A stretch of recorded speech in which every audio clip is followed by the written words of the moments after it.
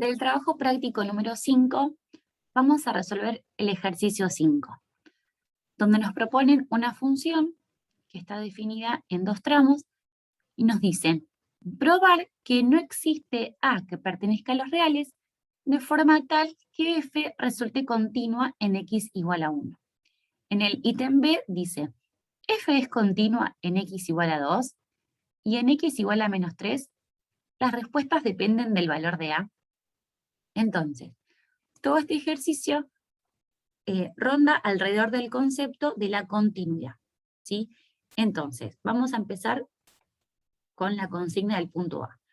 Probar que no existe A que es real, de forma tal que la función sea continua en x igual a 1. Entonces, lo que voy a hacer es estudiar la continuidad en x igual a 1.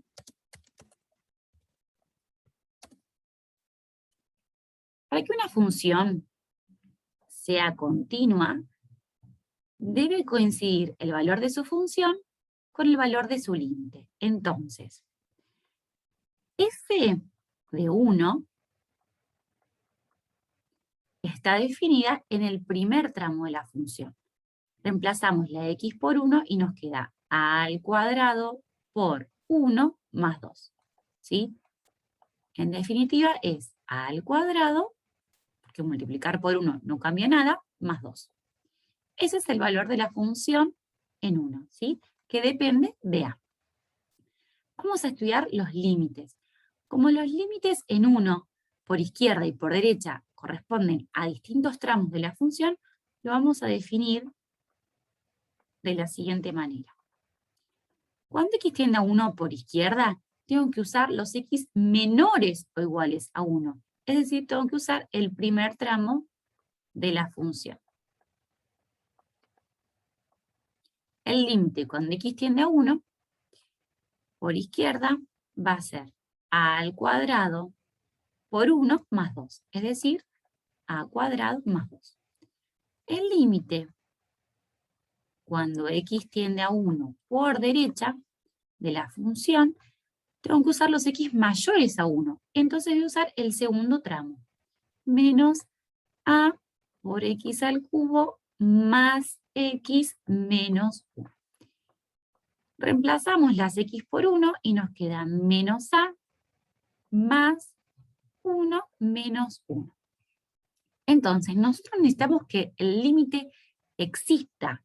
Entonces, los límites laterales deben ser iguales. A cuadrado más 2 me tiene que dar lo mismo que este límite que es menos a. Se nos presenta una ecuación de grado 2. Para resolverla vamos a pasar todo al primer miembro,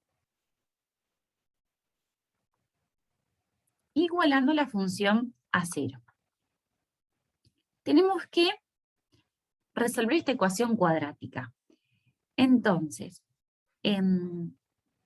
para resolver la ecuación cuadrática, vamos a utilizar la forma a sub 1, punto y coma, a sub 2, y vamos a usar la resolvente, ¿sí?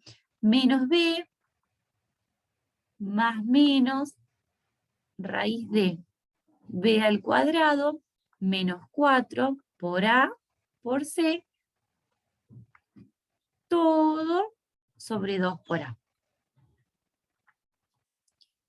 Si miramos el discriminante de nuestra función, de nuestra ecuación, el discriminante nos está dando un número menor a 0, ¿sí? Porque esto me estaría dando menos 7.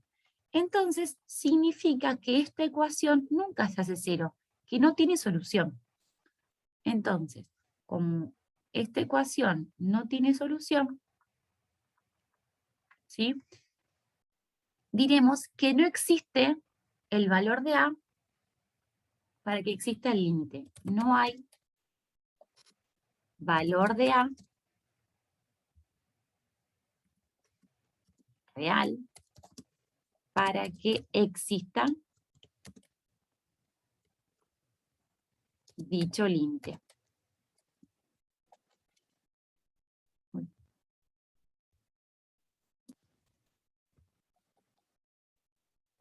Por lo tanto,